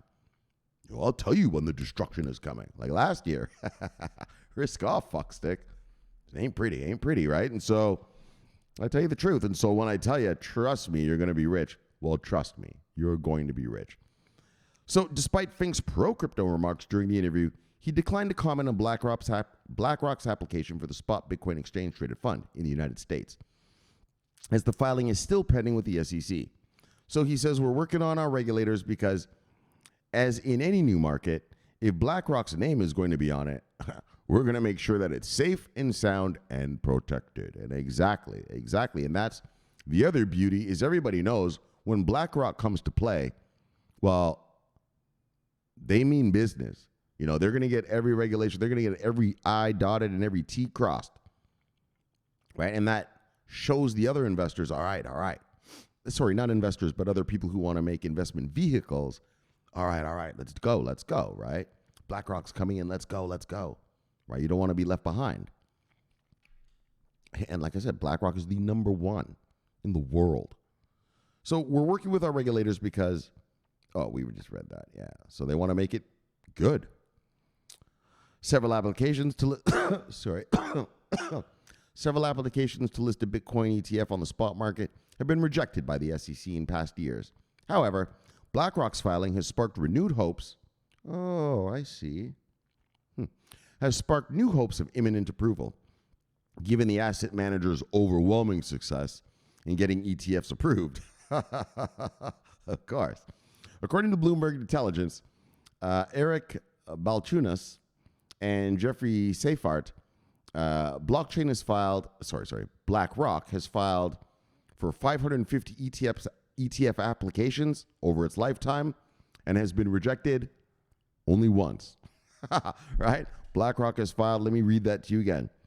BlackRock has filed for 550 ETF applications over its lifetime and has been rejected only once. You know what I mean? Because they have the money. I mean, they don't fuck around. They'll just do whatever regulations you want, we'll do it. All right? It's not just about the money, but it's also about their name. You know, they want to make sure that the products they're offering are the best financial products, right? I mean, and that's the other thing when they offer this. Those people who do get into this, yeah, well, they're guaranteed safe. You know what I mean? BlackRock doesn't fuck around. So, as you can see, so he says that we believe that we have responsibility to democratize investing. We've done a great job, and the role of ETFs in the world is transforming investing, and we're only at the beginning of that. Tag on right. BlackRock is going to have so many crypto ETFs, so many. Well, I'll tell you right now, anything that makes money, they'll have an ETF for, and then they'll also have ETFs of baskets of these assets. You'll see they'll probably have like 50, 60, 100 of them. But, well, down the road. Not like next week or anything. But trust me. And we were going to talk about Fidelity. All right, so BlackRock's application has been followed by several refilings for similar ETF products in the United States. Asset managers aligned for the green light include Bang! Bang! Yes. Bitwise 21 shares was between Invesco.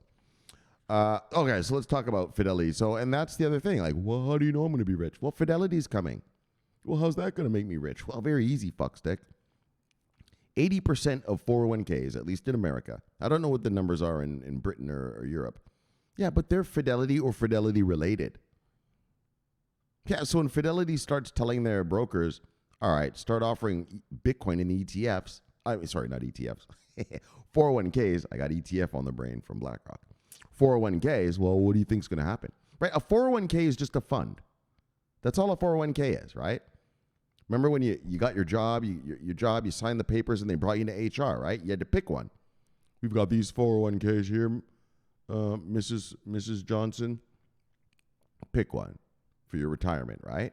Yeah, well, it's just a fund, a basket of assets. And Fidelity is going to start putting Bitcoin in 401ks. Well, offering, they don't just put it in there. They ask you, do you want it? Well, unless you're a fucking idiot, you better take it. And so, and a lot will. And so, and Fidelity is at the level of BlackRock, right? Fidelity, they manage, they're sort of a different thing. They're not true asset managers like BlackRock, but they do that too. But they manage, I think it's like, what, $4.2 trillion? Maybe more.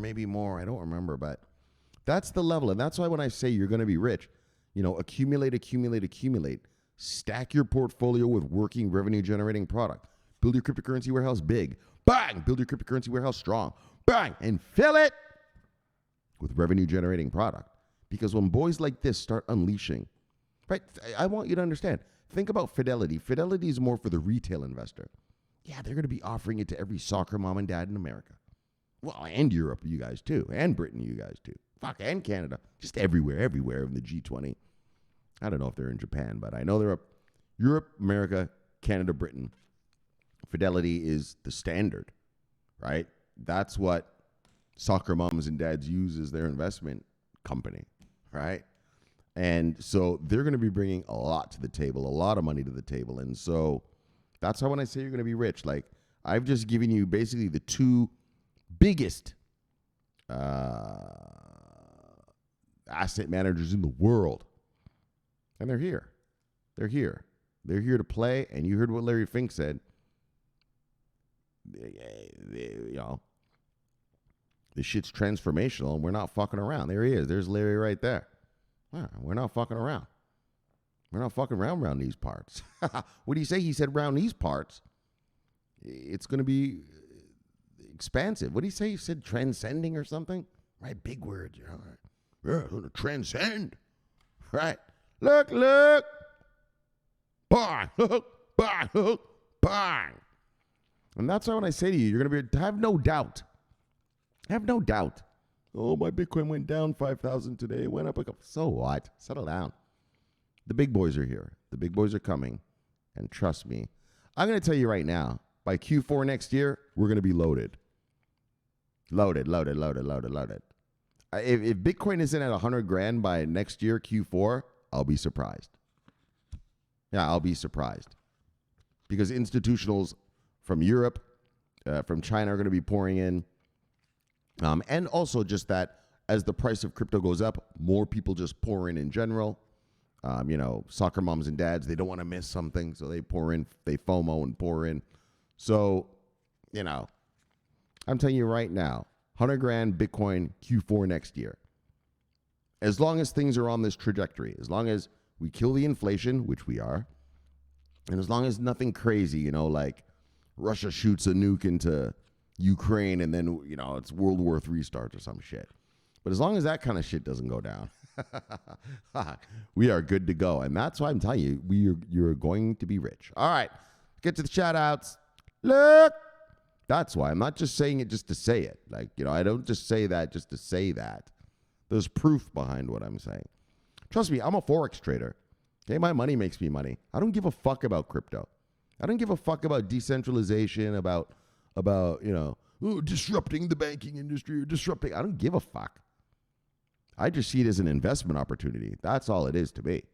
All the other shit these nerds talk about, well, great, buddy. Yeah, man, our blockchain's got Z-snark, this, that. It's this many transactions. I don't give a fuck. Does it make money or what? Right? That's all any master really cares about. Yes, I'm a master. All right, let's get to the shout-outs. Where are we at? What's going on here? Where are we? Wait. Over here. Oh, well, there's someone right there. Look, TP Entertainment. So, brother. Larry, brother, see, brother. Bang. Look, Dino. Yeah, this is a brother. Dino Jankovic, our master bank robber. So this guy here, yes, he pulls off master heists all around Europe, around the world. Yes. Yeah, like the Mona Lisa. He'll take that shit.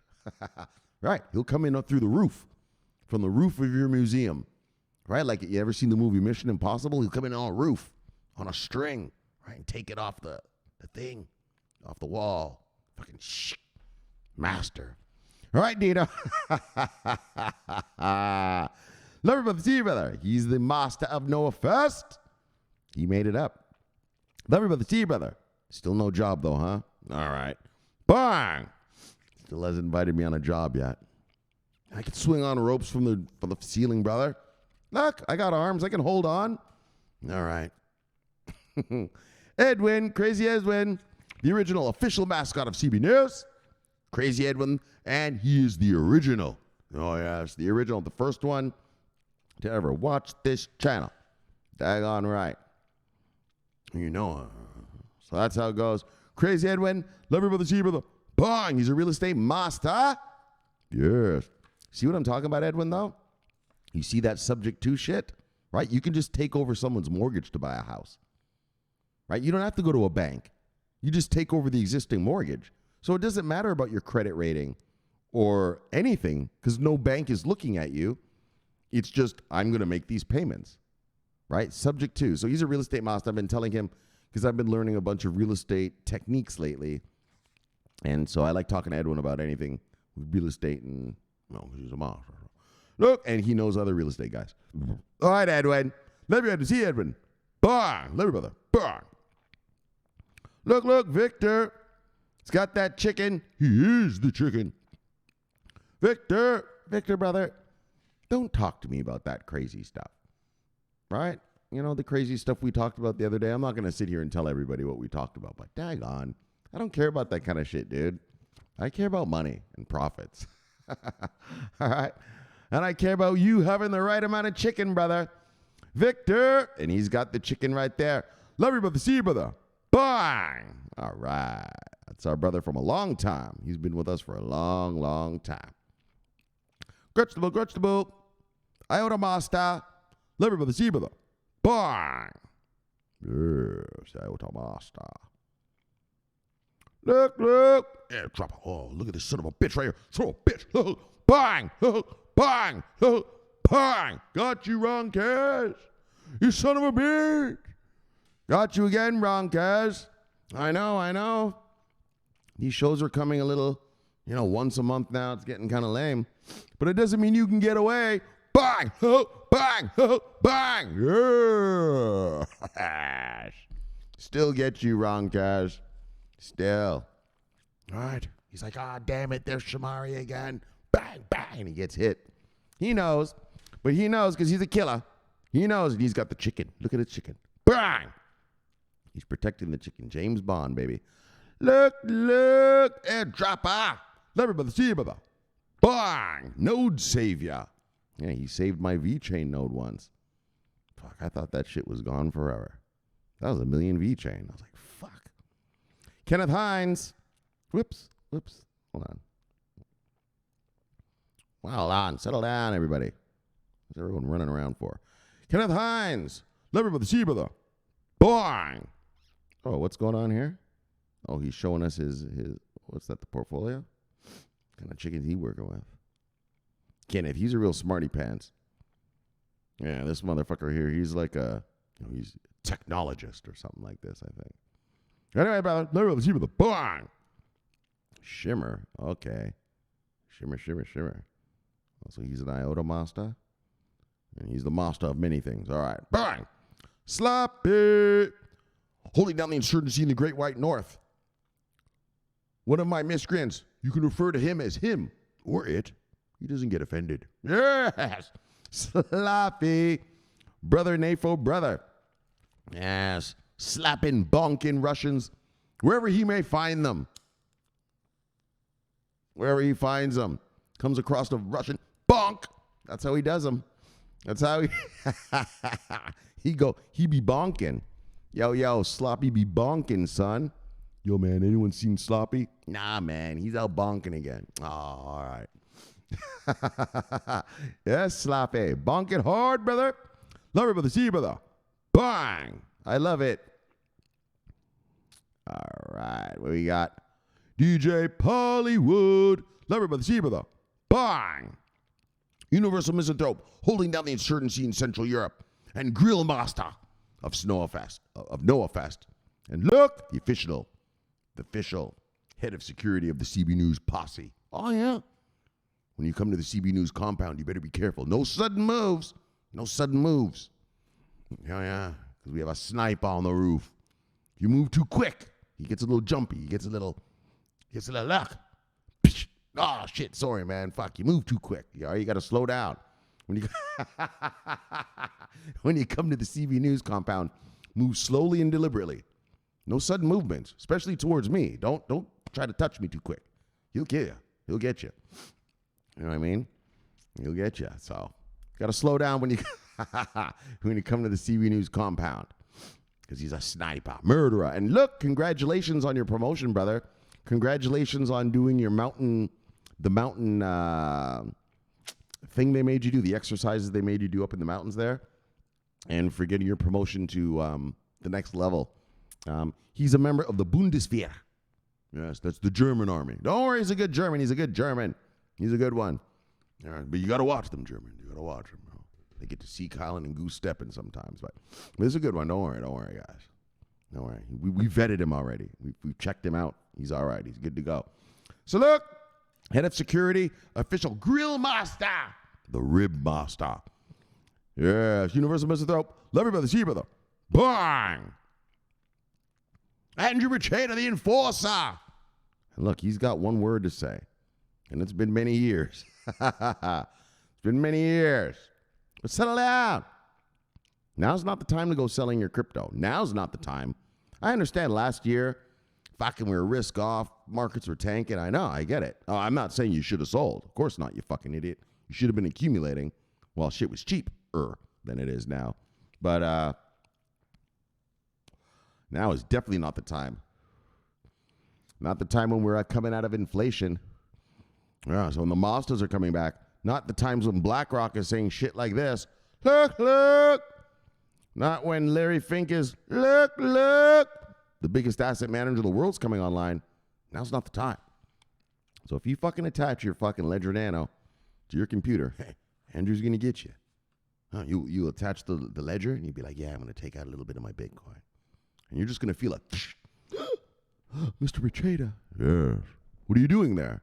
Nothing, Mr. Vechain. I was just checking my account balance. You know very well what your balance is. You know very well what you're doing. What were you doing? I just wanted a little bit, though, Mr. Vechain. Just a little. No, hodl. Settle down. Settle down. Settle down. What did you want the money for? Mr. Vechain, I wanted to buy a new sound system for my car. Settle down. Now's not the time for that. Don't you see Larry Fink is coming? Larry Fink is here.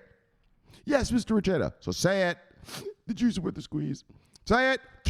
Say it louder. The juice is worth the squeeze, Mr. Vechain. Holy, that's an extensive beating. That guy really pissed him off. Say it like you mean it. The juice is worth the squeeze, Mr. Vechain. Yes. Now put down the ledger and settle down. Wash the blood off your face. You daggone right, because the juice is always worth the squeeze. Shomari, how long do we have to hold this shit for before we get rich? As long as it takes. Because this juice. Look, let me put it to you in another way. Like, let's just put it to you in a realistic economic way. You can take all the money from your crypto, cash out your crypto, and you can go buy Tesla shares with it. You're never going to make the amount of money with Tesla than you will with your crypto. Yeah, your Vechain, your IOTA, your Stellar, your Morpheus, your Solanas and all that shit. Yeah, it's going to make you way more than stocks. Crypto is the investment vehicle, is the only investment vehicle that's cheap enough for the average person to buy a lot of, and that will change your life. No, buying Microsoft shares is not going to change your life. You're not going to make much. Well, it's 5% a year. Fucking look at yesterday. All our cryptos are up like 10%. That was yesterday, one day. So you were in the right asset class, and that's why I tell everybody, look, you hodl till forever, because why? Well, not forever, but just till we get to some price targets, some nice price targets. Because why? The juice is worth the squeeze. It's worth the wait. This shit is worth the wait. 5 years, I don't give a fuck. I'll hold another 5. I don't wish for that, but I would. All right? Because the juice is worth the squeeze. Thank you, Andrew the Enforcer. Love you, brother. See you, brother. Bang. Oops, the fuck is this? All right, shit. Michigan's Polly. Oh, here's Pollywood's car. Look at him. So our brother Pollywood, he's a hex master. He loves hex. So there's Pulse X chain, and that's the Pollywood car. There's DJ Pollywood's name right on the door. Doot. Fancy paint job. Nice. All right. We love our Pollywood. Yeah, when Pollywood buys some crypto, he gets right into it. He used to be a Tron master. Same thing. He'd go to meetups, and he gets right into it. All right. So that's everybody right there. All right. So let's get to the... let's finish it up. Bye. Let's get to the daily summary. Yeah. I haven't done this show in a while. I forget what the parts are of it. Look, daily summary, we had great news for you today. Bang. Yes. All right, so Vechain partners with Amazon for green tech, and so that's really cool. You know, like I said, and like we know, you know, the whole green stuff is a big deal right now. You know, huge in China, well, and across Asia and the European Union. For some reason, having renewable energy here in America is for half of the country, it's it's a bad thing. Half of the Americans think like, yeah, there's no such thing as global warming. Like, these people are so fucking stupid. You wouldn't believe a lot of these people here in America. And so that's why you don't really hear green stuff coming out of America. But the rest of the world, the civilized world, well, gosh, everyone's greening up. Hell, the Middle East is greening up heavy. And so this is great. That's the new niche. That's the new thing. And what it is Amazon is making making them get greener, but they're going to help them do it. Provide them with financing, teams, expertise, blah, blah, blah, blah, blah, to get green. Not only in what did they say? Because it wasn't just the one country, right? It wasn't just China, but it was overseas as well. And then also, I showed you the thing about Vechain and the Walmart expanding, doing the same thing they've been doing, but just more of it, right? Basically is what that was. So the sustainability, the trackability, traceability of the products over the V4 blockchain. So you see like Vechain's in a few things, right? The V-Carbon thing, which is this, the Amazon onboarding, that's their V-Carbon product on the V4 blockchain. And then the thing with Walmart is a different product they have. So as you can see, that's what success means. When a company rolls out a product and boom, they get onboarded by big companies, by other big companies, right? That's the kind of stuff, crypto, that I encourage my subscribers and viewers or anyone walking down the street. I encourage, you want to buy distributed ledger technology services providers, tokens and coins that are actually doing something, that are actually generating revenue. Because when the smart money gets here, well, that's what they're going to buy. That's what's going to be in funds. Hemp coin is not going to be in a fund. No one's going to have hemp coin in a 401k. Would you have Vechain in a 401k? Possibly, sure. Why not? If you're into that green stuff, environmentally friendly stuff, sure. Right? Like I said, with the Bitcoin, would you have Bitcoin in a 401k? Unless you're a fucking idiot, you should, right? And so that's the level Vechain is. Vechain is what I call, investment grade. It's quality. They have a product, and look, major corporations are utilizing it, right? Amazon, boom. Walmart, boom. Penfolds, the wine company in Australia, boom. Some hospital in or the medical industry in what's that country again? We read about it. Not Macedonia. What's it called? Is it Montenegro? I don't remember, but some fucking place in Europe. They're using it for their what the fuck is the name of that? Anyway, they're using it for their medical industry, and so that's the kind of thing you want to see when you're investing your fucking hard-earned money, right? Because you got one shot at this. Once the Mazdas come and start pumping prices, well, you're going to be priced out of stuff. And so you want to make sure you have the stuff now while it's cheap, while it's fucking cheap, and accumulate it while it's cheap, so that when they start pumping it, well, obviously you're going to make the ROI. Well, get the ROI. You're going to get the return on your investment that you're looking for. And so Vechain, this is the kind of quality I'm talking about. All right. So Vechain hodlers, pang. All right. And then the U.S. senators reintroduced the crypto bill. So they introduced it once already. But the last Congress ended. And so they're reintroducing it for this Congress. Why they waited till July? I mean, the new Congress started on January 20th. Wasn't it the 20th?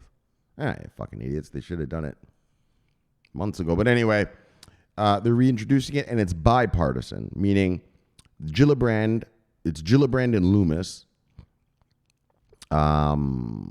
And they, one's a Democrat, one's a Republican. And so, they can each go to their own parties and say, look, right, Gillibrand can go to her Republican, or Loomis can go to her Republican friends and say, like, look, guys, these are the benefits, right? She could speak to them on that level.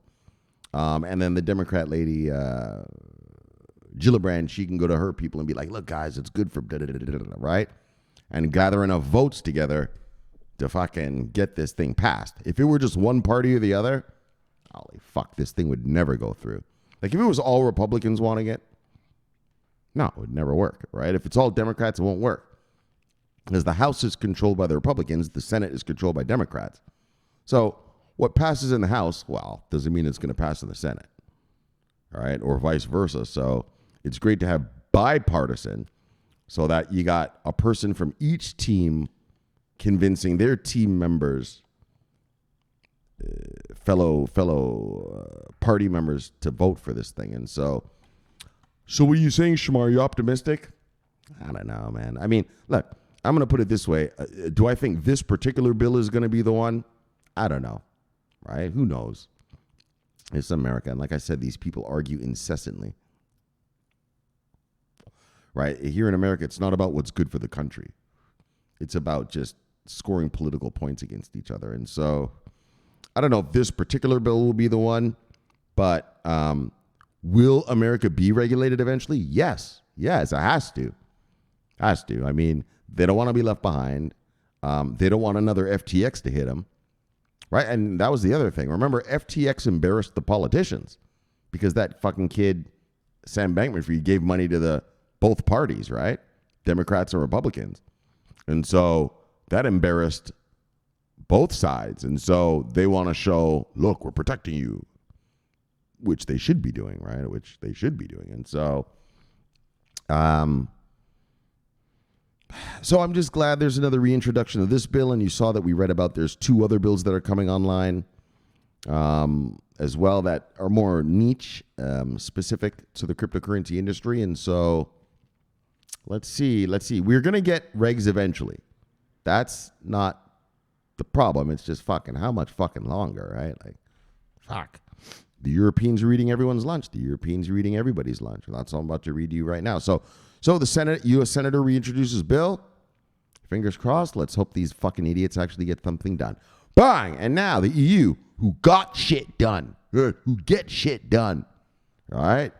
They're just thinking the proper way. Like, you know, let's just rig this motherfucker up and let's make the chicken. Let's make the money off this stuff. These coins and tokens and whatnot.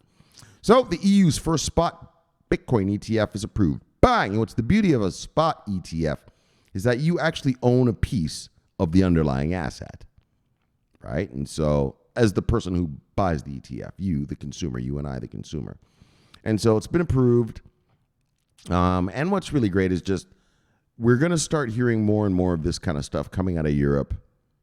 You know, I mean, the micro regs, remember, they were just passed last month, June 1st. So that's only 45 days ago, right? So it's the 15th of July, 2023 right now, 3:05 a.m. And so, you know, it takes a while, but once it starts going, I mean, it's going to be boom, boom, boom, boom, boom. We're going to hear a lot. And we're also waiting for news out of China, right? We heard out of China that the Communist Party is encouraging their banks to take crypto accounts. Means they're telling them to take them. There's no encouragement going on in China. When they tell you to, when they encourage you, it means you know what you better be doing. And so that's great. The number 2 and the number 3 economies in the world are now officially online. And so that's great stuff. Great stuff. And then here's kind of the first spot ETF approved. And we'll be hearing a lot of these. I mean, there won't just be spot Bitcoin ETFs. I mean, there'll be spot Ethereum ETFs. There'll be spot IOTA ETFs, spot Vechain ETFs. I mean, it's going to go on and on. So, and with combinations of coins in each ETF and stuff, you'll see. And so this is great news for us as crypto investors in general, because crypto is global. Bang! And that's why we're going to get to. So hold on. So first, EU first spot ETF approved. Bang! And crypto is global. And that's why Blackrock, let's talk about the Blackrock thing that we talked about. And so that's what Larry Fink said, right? Right? It's global. This is a bigger thing. And that's why I tell you, you're going to be rich, because it's going to be like Forex. You know, we have $7 trillion a day in the Forex market. Okay, it's one of the biggest sort of traditional markets in the world. Yeah, it's fucking 100 times bigger than the Dow Jones or the NASDAQ and shit, right? Daily, right? Not even on a yearly basis, daily. And so That's what crypto's going to be like. And that's what he even said, right? That it's global. It's going to transcend things. And that's why you're going to be rich. Like, I just don't say it just to say it, right? I don't tell you just to hodl, the juice is worth a squeeze, just to say that shit, right? What's the point? It doesn't pay my bills just to say that. I don't monetize these videos, so, right? If I monetize them, maybe I'd bullshit you. Nah, of course, I'd never do that. But, yeah, and that's the beauty. And I explained to you Blackrock. That's where Elon's money is. That's where Gates' money is. That's where Bezos' money is. That's where British royal family money is. That's where Saudi prince family money is. That's where Xi Jinping's kid money is. That's where Saudi prince, did we talk about the Saudis' money is? That's where the King of Jordan's money is. And on and on. The biggest of the big people bank with not bank, but use them as their asset manager. And so, and like I said, if BlackRock even allocates 2 to 3% of that money, of the fucking trillions that they manage, tag on, you gonna be rich, right? And we talked about Fidelity. Fidelity's here, Fidelity is a different thing. It's more of a soccer mom and dad, right? BlackRock, they deal with the 1% of the world, the richest of the rich people of the world, right? Like, just being a millionaire, you're not really gonna get to work with BlackRock. Billionaires, they handle billionaire money, whereas Fidelity now handles the other end of it, retail investors like you and I, soccer moms and dads, middle class people, Yeah, but a lot of them, most of them, like I told you, Fidelity, 80% of all 401ks are Fidelity or Fidelity related in America. That's America. I don't know what the percentages are in Britain and Canada and Europe, but I'm pretty sure they're close. I'm pretty sure they're pretty close. I don't know about 80 like here in America, but I'm sure it's probably about around the 50s, at least the 50s, right? Because obviously those countries have their own people already too, right? So, and that's the level that's coming here, like you're going to have access to Bitcoin in your 401k. That's the real mass adoption, when people were talking about, soccer mom and dad using Bitcoin to go buy coffee. I've said it on this channel a million times. That's never going to happen. Soccer mom and dad are never going to wake up tomorrow or one day and just magically, just have an epiphany, just, sweetie, wake up. What's wrong, honey? What's wrong? Sweetie, I need some Bitcoin. Why? I need to go buy coffee. Well, my debit card's in my wallet. Just go ahead, sweetie. No, but we need to buy it with Bitcoin. Nobody's going to do that.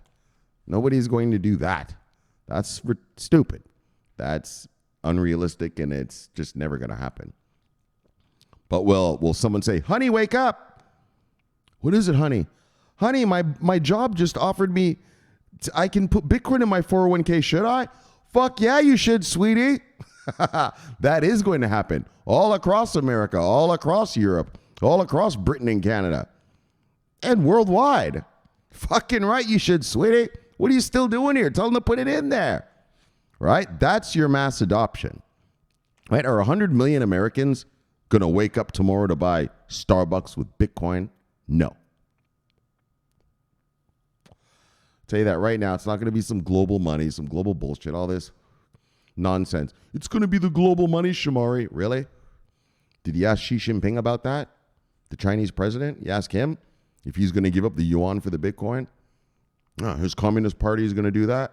No, I don't think so, fuckstick. You ask the Saudis if they're going to start accepting oil payments in Bitcoin? instead of the US dollar or euros? I don't think so, buddy.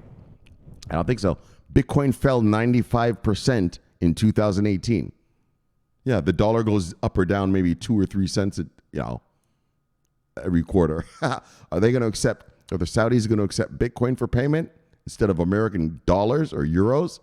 You're fucking insane. So look, that dream is obviously nonsense. But like I just said, will 150 million Americans take Bitcoin in their 401ks? You're fucking right, they will. They will demand it. Once they see Bitcoin flying, they'll demand it. Please. Yeah, go to your boss. Look, get us a fucking 401k with some Bitcoin in it, dog. You'll see. You'll see. Like I said, buying coffee with it? No. Never going to happen. 401ks, you're daggone right it's going to happen. I mean, it's already happening. You know, Fidelity does offer 401ks here with Bitcoin in it, but they're just quiet doing it, right? They're not making a big deal of it yet. Once we get full regs here, you'll see. Fidelity will have posters and everything on the sides of the roads, on the highways and everything. Put Bitcoin in your 401k. Ask your employer. Like, you'll see. And that's the same thing that's going to happen in Europe, actually. Let's talk about that. And China, like, we haven't even begun to see the mass marketing of the asset class to the citizens yet, right? I mean, it just got, obviously, in China and Europe, they just approved their crypto, like I said, 45 days ago. So, but trust me, by Q4 this year, we're going to start seeing a lot of advertising. You know, Santander Bank, you know, it's a European bank, you know, would be like, hey, keep your crypto with us, stake it with us, You know, Citibank, all that kind of stuff. We're going to offer stuff like that over there in Europe. And so we are so what do you all mean? What does it all mean, Shomari? It means we're on our way, brothers and sisters. We are on our ways to getting fucking rich. All the trifecta of fuckery that we had to deal with last year, winding down QE, which brought us risk off, the Russian war, which brought us the food crisis because of all the wheat that couldn't get out of Ukraine. Those two problems are gone. And now all we have is inflation. But inflation is losing the battle. We're winning the war on inflation. We're winning the struggle against inflation. Canada's kicking ass. America's kicking ass. Oh, I forgot about Australia too and New Zealand. Everybody's going really well, actually. It's just the British. They're not doing well. But everybody else is, and so that's what matters. And so when our central banks stop raising interest rates and the masters start pouring money, start getting a risk on again and pouring money in, well, that's obviously some of that money is going to come to us as well. And so, and that's why I make my prediction about Q4 next year. As long as the markets are just smooth, as long as the Russians don't nuke something in Ukraine, when inflation keeps going down, we're good to go. And that's why I say by next year, $100,000, $200,000 Bitcoin. Yep, I think so. All right, guys. So on that note, let's chill it. Let's kill it. Let's get you back to your wives and lives. Bang! Subscribe below and press the bell. You get an automatic notification when I do the show. The greatest show on earth. Greatest show in the multiverse. Bang! My name is Shomari Clarke, and I love talking money. Bang! And I love talking crypto. Bang! This is the favorite time of my day. So thank you for having me in your home, and I'll see you all next time for another fun fact-filled day of crypto talk. But until then, subscribe here and press the bell. Press the button so you get press the thumbs up. Oh, and I also press the thumbs up for the like thing. But press the subscribe so you can, every time I make a show, it'll tell you, hey, watch that video there, get your mind right, and I'll see you all next time. I love you guys. I know I'll see you guys soon. This is great news. I want everyone to marinate on it. The British, the Europeans and the Chinese are here. The Americans, talking about coming. And Vechain hodlers, bang! You know how Vechain be and do and get down. So on that note, subscribe here, press the bell, watch the video there, and I'll see you all next time. My name is Shomari Clarke. Look, I'm always watching our money, and most importantly for you, I am always on duty. Look, this is Shomari Clarke. Bang! Love you guys. Yes. Bang! Over and out.